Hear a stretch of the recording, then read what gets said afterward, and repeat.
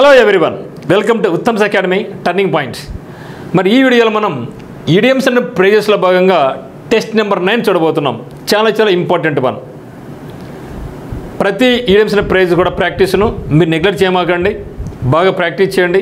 ప్రతి ఎగ్జామినేషన్లో మీరు దేనికి ప్రిపేర్ అవుతున్నారో ఖచ్చితంగా ఇవన్నీ కూడా మనకు బాగా యూస్ఫుల్ అవుతాయి అన్నమాట. చూస్తే ఇక్కడ టు క్యారీ వన్స్ పాయింట్ ఏమంట, ఒక పాయింట్ను మీరు ఒకరి చేయాలంట. ఓకే, మీ పాయింట్ మీరే క్యారీ చేయాలంట.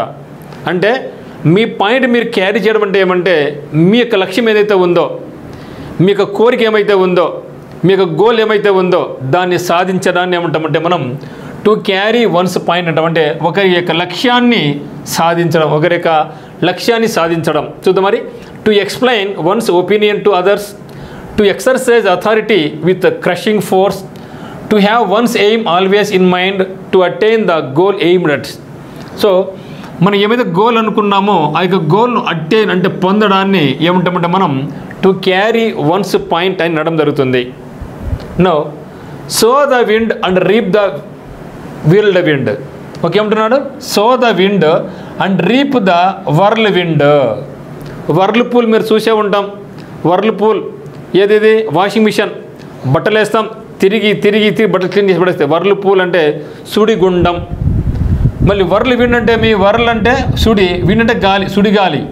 సో అంటే మీ విత్తడం అంటే బీజం వేయడం, విత్తనం వేయడం. సో ఏం విత్తనం వేసినాడు? విండ్. గాలి అనే విత్తనం విత్తితే అది సుడిగాలి అనే పంటనిచ్చింది.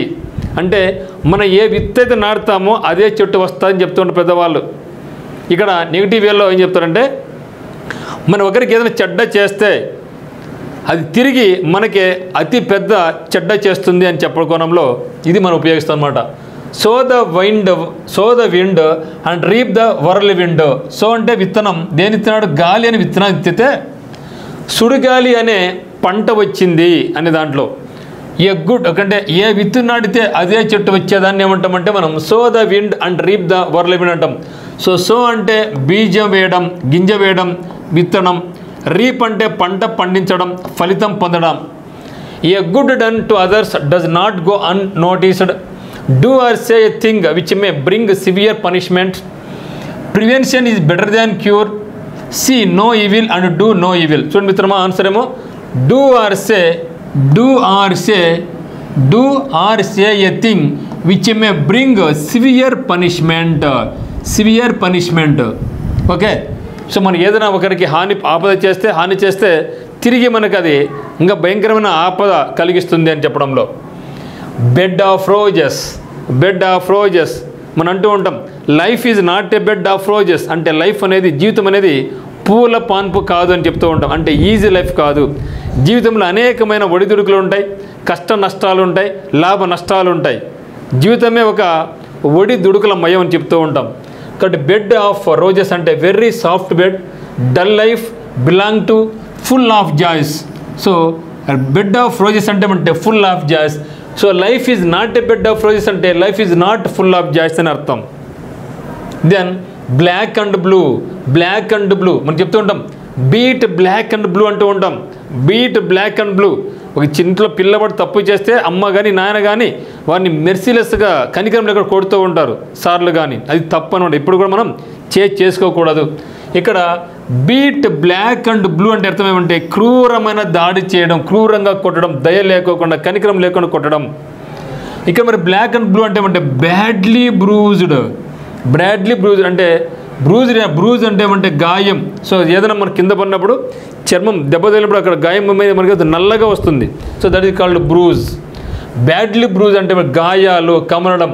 సో మరి బ్లాక్ అండ్ బ్లూ అంటే ఏమంటే పెయింటింగ్, టుగెదర్, సివియర్లీ, ఇంటర్మిక్స్. చూడండి, ఇక్కడ మనకి ఏదైనా సరే దెబ్బ తగిలినా, ఎవరు మన చెమ్మ కొట్టినా అక్కడ ఏమవుతుంది? కమ్ములుతుంది. మనకు బ్లాక్ అయిపోతుంది. లేకుంటే తెల్లగా ఉండే వాళ్ళకు ఇక ఫేస్ అంతా బ్లూగా మారిపోతుంది.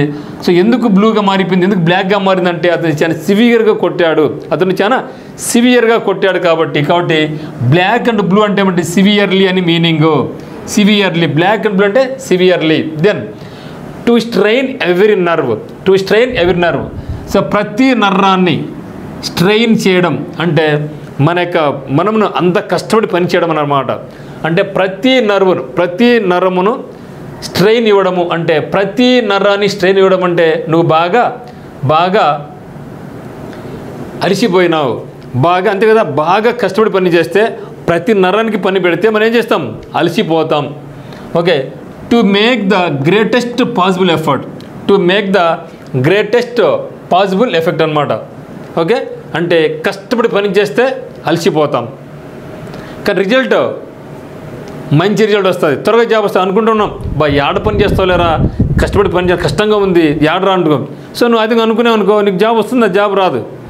మనకి బాడీకి ఎప్పుడైతే మనం బాగా వంచి బెండ్ చేసి కష్టపడి చదువుతామో, రెయ్యనక పగలనక మనం ఏమైతే గోల్ అయితే ఉందో దాని గోల్కి తప్పిస్తామో అప్పుడు ఖచ్చితంగా మనకు రిజల్ట్ అనేది వస్తుంది.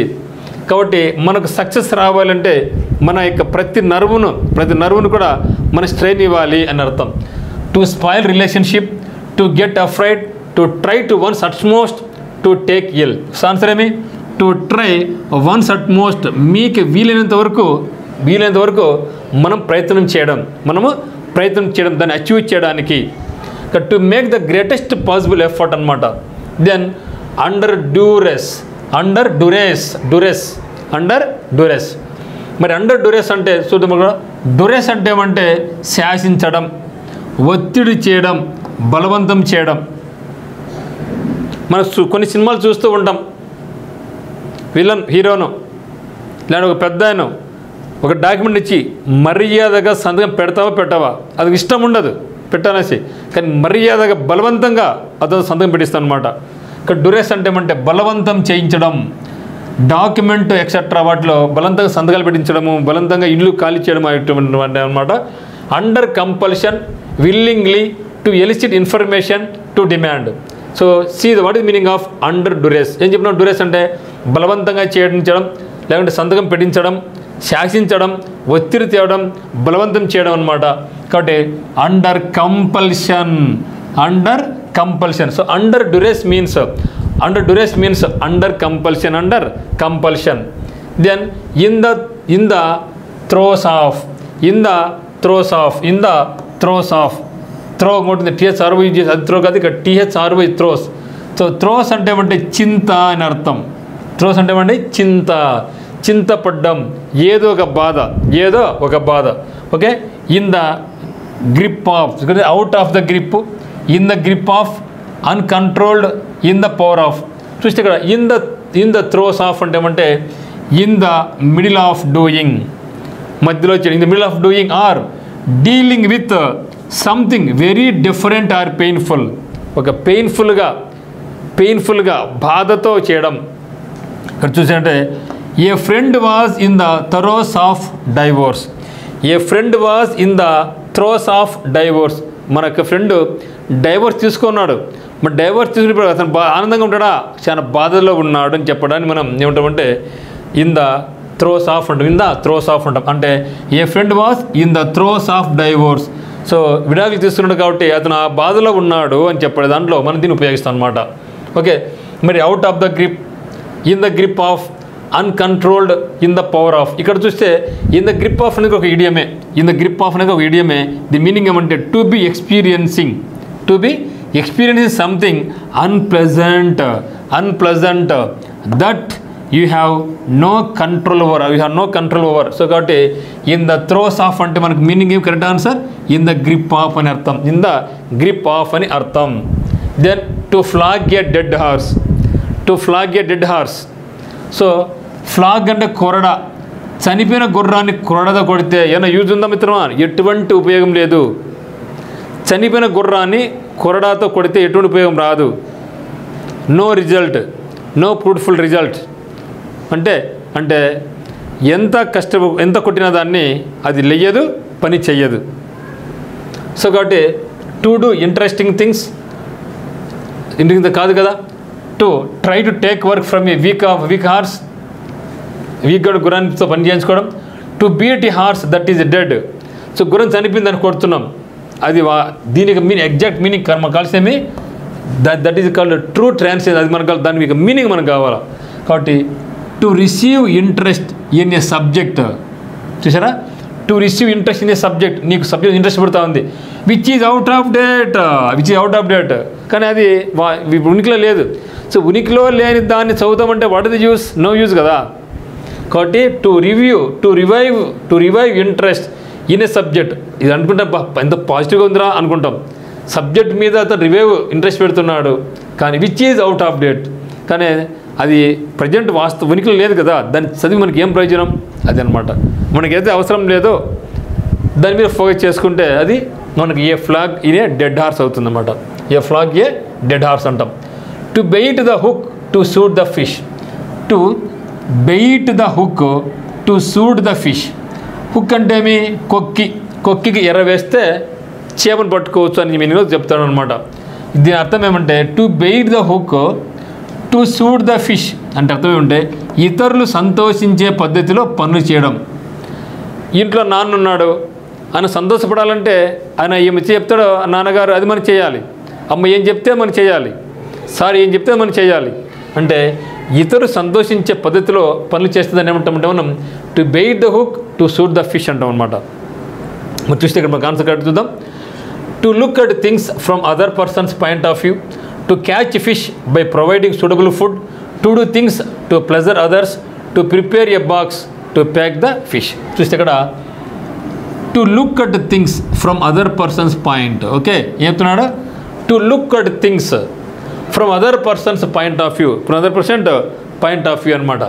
Okay, to bait the hook to suit the fish అంటే to look at things from other person's point of view అంటే ఇతరులు సంతోషించే పద్ధతిలో పనులు చేస్తే దాన్ని ఏమంటామంటే మనం to bait the hook to suit the fish అంటాం. Then to bite the dust, ఇది కూడా to bite the dust, to bite the bullet. To bite the bullet అంటే బుల్లెట్ తినాలంటే మనకు తినగలమా?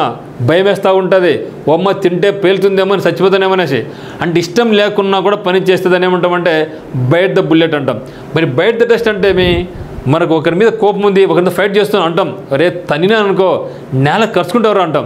అంటే నేను తన్నితే నువ్వు ఓడిపోతావు, కింద పడిపోతావు, మట్టి నాక్కుంటావు అని అర్థం, అంటే నువ్వు ఓడిపోతున్నావు అని చెప్పడం అనమాట. To be defeated in battle, to learn a lesson, to be ashamed of, to work very hard. So what is meaning? To be defeated in battle, ఇది యుద్ధంలో ఓడిపోతే దాన్ని ఏమంటామంటే మనం టు బైట్ ద డస్ట్ అంటాం, టు బైట్ ద డస్ట్ అంటాం. Then between the devil and the deep blue sea, between the devil and the deep blue sea, very very important word. Between the devil, devil అంటే ఏమండి? దయ్యం. Deep స్లీ అంటే ఏమి? లోతైన సముద్రం. ఆ మధ్యలో నేనుండా అంటే ఈ పక్క చూసే దయ్యం, ఆ పక్క చూసే లోతైన సముద్రం, నాకు ఈత రాదు, మధ్యలో నేనుండా. ముందుకు పోతే మునిగిపోతా, ఎన్నికి వచ్చి దయ్యం పట్టుకుంటుంది. ఎట్లా పోవాలి ఇప్పుడు? ముందు పోవాలా వెనక పోవాలా? ఎట్లా పోయినా సరే నాకు ఆపద ఉంది. ముందుకు పోతే లోతైన సముద్రం, మునిగిపోతా, నాకు ఈత రాదు కాబట్టి. వెనక్కి వస్తేనేమో నాకేముంది? దయ్యం ఉంది. రెండు కూడా ఏమి అన్ప్లెజెంట్ సిచ్యువేషన్సే. ఇప్పుడు నేను ఏ పని చేయలేను అంటే డైలమాలో ఉన్నాను. అంటే ఏదంటారు మన పెద్దలు, ముందు నుయ్యి వెనక గొయ్యి అంటారు కదా, ఎట్లా పోయినా ఆపద అనేది పొంచి ఉంది. అటువంటి సందర్భాన్ని ఏమంటామంటే మనం between the devil and the deep blue sea అంటాం. ఆన్సర్ ఏమి? In dilemma, in dilemma. Then the world is one's oyster, the world is one's oyster. మరి ఓస్టర్ అంటే ఏమి? నత్త, ఆల్చిప్పలు అంటాం. అక్కడి మనకు ముత్యాలు కూడా వస్తూ ఉంటాయి ఒరిజినల్గా. కాబట్టి ఈ యొక్క మీనింగ్ ఏమంటే the world is one's oyster అంటే అర్థం ఏమంటే మనం సంపన్నులం అనుకోండి, సంపన్నులం కాకపోయినా నార్మల్గా ఉండే ఒక లైఫ్ అనుకుంటే మనం సంపన్నులం, ఉన్న దానితో సంతోషంగా ఉండాలి. మన పేదవాళ్ళమైనా సరే నేను సంపన్నున్నే అని ఉన్న దాంట్లో సంతోషంగా ఉండాలి. మీరు ఓస్టర్ను పట్టుకోవచ్చు అంటే ముత్యం వస్తుంది కదా, దాంట్లో నుంచి ఓస్టర్ పట్టుకోవచ్చు. దానిని ఆహారంగా కూడా మనం వాడుకోవచ్చు, అంతే కదా. సో నత్తలు వీటిని మనం ఆహారంగా కూడా ఉపయోగించుకోవచ్చు. అదృశ్యం ఉందనుకో, ఆ యొక్క నత్తలో ముత్యం కూడా ఉండవచ్చు. ఏదేమైనా సరే మనం సంతోషంగా హ్యాపీగా లైఫ్ లీడ్ చేయాలా అనే మీనింగ్లో the world is one's oyster అని చెప్పడం జరుగుతుంది. World is one's oyster. So one feels that nobody in the world help him or her. The feeling one gets when one lands in an unfamiliar country, one is able to enjoy all the pleasures and opportunities that life has to offer. అంటే మనకు జీవితం ఏమైతే ఇచ్చిందో ఆ జీవితంలో ఉన్న అన్ని యొక్క ప్లెజర్స్ను అవకాశాలు అన్నీ కూడా మనం చేసుకోవాలా, అవకాశాలు మనం వాడుకోవాలని చెప్పడమే ఈ యొక్క ఇట్ ఈస్ ప్రేజ్ యొక్క meaning. But the world is one's oyster అంటే ఏమండి, మనకి ఏమైతే లైఫ్ ఉందో ఆ లైఫ్ను హ్యాపీగా ఎంజాయ్ చేయండి, మనకి ఏమైతే అవకాశాలు వచ్చాయో ఆ యొక్క అవకాశాన్ని వినియోగించుకోండి అని మీనింగ్లో చెప్తాం. To be above board, to be above board, to have a good height, to be honest in any deal, to have no debts, to be able to swim. కాబట్టి టు అబోవ్ బోర్డ్ అంటే ఏమంటే to be honest any deal, to honest in any deal అనమాట. Then to have the gift of the gab. So gift of the gap చాలాసార్లు వస్తూనే ఉంది కదా, gift of the gap, గ్యాప్ని గలగల మాట్లాడడం గుర్తుపెట్టుకోండి. సో అంటే మాట్లాడడం ఒక కళ, మంచిగా మాట్లాడేది, ఇతరులకు అర్థమయ్యే విధంగా మాట్లాడేది ఒక కళ. ఆ యొక్క గిఫ్ట్ ఆఫ్ గ్యాప్ ఉంటే మనం ఖచ్చితంగా ఎక్కడికి వెళ్ళినా కూడా ప్రపంచంలో హ్యాపీగా మనం బతికేయచ్చు అనమాట. సో సులభంగా నమ్మకంగా మాట్లాడితే దాన్ని ఏమంటే మనం గిఫ్ట్ ఆఫ్ ద గ్యాప్ అంటాం, గిఫ్ట్ ఆఫ్ ద గ్యాప్ అంటాం. A talent for speaking, to do exactly the right thing, to be cheerful, to get lots of gifts. Answer ఏమండి, to talent for speaking, to talent for speaking. Then to fall flat, to fall flat, to fall flat అంటున్నాడు, to fall flat అంటే to fall flat అంటే ఏమంటే in a joke or idea or suggestion fall flat అంటే ఏమంటే it does not have the intended effect, it does not have the intended effect, that means fail utterly, collapse అని అర్థం. Okay, మరి ఇక్కడ to fall flat అంటే రిట్రీటా, met యాక్సిడెంటల్లీనా, క్వారలా, to be met with a cold reception. ఇక్కడ ఇది కూడా ఏమంటే to be met with cold reception కూడా ఏమంటే ఇది కూడా ఈడేమి ప్రేజే. ఇక్కడ చూస్తే మనం to be received with an unfriendly, unenthusiastic or lacking warm greeting or welcome. Then right hand man. So right hand man, బా వాడు ఏమైనా కానీ వాడు నాకు రైట్ హ్యాండ్ అంటూ ఉంటాం, వాడు ఏమైనా కానీ వాడు నాకు రైట్ హ్యాండ్ పర్సన్ అంటూ ఉంటాం. అంటే నాకు చేదోడు వాదోడుగా ఉంటాడు, నాకు కష్టాలు కూడా నన్ను కాపాడుతూ ఉంటాడు, అంతే కదా. ఏమైనా కానీ వాడు అతనికి రైట్ హ్యాండ్ రా అంటూ ఉంటాం. సో లెఫ్ట్ హ్యాండ్ అనం, రైట్ హ్యాండ్ అంటూ ఉంటాం. అంటే అతను ఇతన్ని కాపాడుతూ ఉంటాడు, ఏ కష్టాలు వచ్చినా కూడా ఆదుకుంటూ ఉంటాడు. సో ఆ యొక్క మీనింగ్లో మనం రైట్ హ్యాండ్ మ్యాన్ అని మనం అనొచ్చు అనమాట. ఎన్ honest person, most efficient assistant, one who cannot use his left hand, A foolish person. So what the answer, most efficient assistant. అతడు నాకు రైట్ హ్యాండ్ పర్సన్ అంటే చాలా రకాలుగా ఇతనికి అతను హెల్ప్ చేస్తూ ఉన్నాడని అర్థం. Then in the blues, in the blues, in the blues, in the blues అంటే ఏమంటే to be or feel generally sad, to be or feel generally sad or melancholy. Melancholy అంటే విచారం, బాధపడ్డం, విచారం వ్యక్తం చేయడాన్ని మనం మెలాంకలీ అంటాం. In the blues means being colourful, melancholy and low spirited, behave like a lord, cheerful and happy, cheerful and happy. What is the answer, melancholy. Melancholy and low spirited is called in the blues అంటే in the blues. Then see eye to eye, see eye to eye, కళ్ళలోకి కళ్ళు పెట్టి చూడు. ఒక పాట కూడా మనకు ఉంది కదా, కళ్ళల్లోకి కళ్ళు పెట్టి చూడవి ఎందుకు అని. అంటే ఇప్పుడు లవర్స్ అనేవాళ్ళు ఒకరి కళ్ళు ఒకరు కళ్ళు పెట్టుకొని చూసుకుంటూ ఉంటారంటే ఇద్దరు ఒకరు అభిప్రాయం ఉంది కాబట్టి ఒకరినొకరు బాగా ఇష్టపడుతున్నారు కాబట్టి వాళ్ళ కళ్ళలో కళ్ళు పెట్టి చూసుకుంటారు. కాబట్టి సి ఐ టు ఐ అంటే కళ్ళల్లోకి కళ్ళు పెట్టి చూడు అనే దాన్ని ఉపయోగించుకుంటే మనకి ఈజీగా గుర్తొస్తుంది. Stair at each other, agree, depend on, make an effort. So what the answer, agree. వాళ్ళిద్దరు అంగీకారం ఉంటేనే కదా లవర్స్ అవుతారు, ఇద్దరు మాట్లాడుకుంటారు బాగా హ్యాపీగా. Then talk shop, talk shop, shop మాట్లాడుతుందంట, టాక్ షాప్, షాప్ మాట్లాడుతుంది. Talk about one's profession, talk about shopping, ridicule, treat lightly. చూడండి టాక్ షాప్ అంటూ ఉంటాం. నువ్వు ఏ షాప్లో పని చేస్తావు, నువ్వు ఏ పని చేస్తావు, టీచరా, డాక్టరా, వర్క్మ్యానా, డ్రైవరా, లాయరా, అంటే ఇక ప్రొఫెషన్ ఏమి, వాట్ ఈజ్ యువర్ ప్రొఫెషన్ అంటుండే కదా. నువ్వు ఏ షాప్లో పని చేస్తావని గుర్తుపెట్టుకోండి. టాక్ షాప్, నీ షాప్ గురించి మాట్లాడుతున్నాడంటే నీ యొక్క ప్రొఫెషన్ గురించి మాట్లాడుతున్నాడు అని అర్థం. నీ యొక్క ప్రొఫెషన్ గురించి మాట్లాడుతున్నాడు. That means talk about one's profession, talk about one's profession, talk about one's profession. Then bad blood, చాలాసార్లు చెప్పడం జరిగింది. బ్యాడ్ బ్లడ్, బ్లడ్ రెడ్ వచ్చింది అనుకోండి, that gives negative meaning. So bad blood అంటే శత్రుత్వ భావం. Unaffected blood, unfaithful, ill feeling, suspicion. So answer ఏమంటే ill feeling, ILL మిత్రమా, ILL, ill feeling. Okay, so bad blood అంటే ఇల్ ఫీలింగ్, శత్రుత్వం, enmity అని చెప్పడం జరుగుతుంది.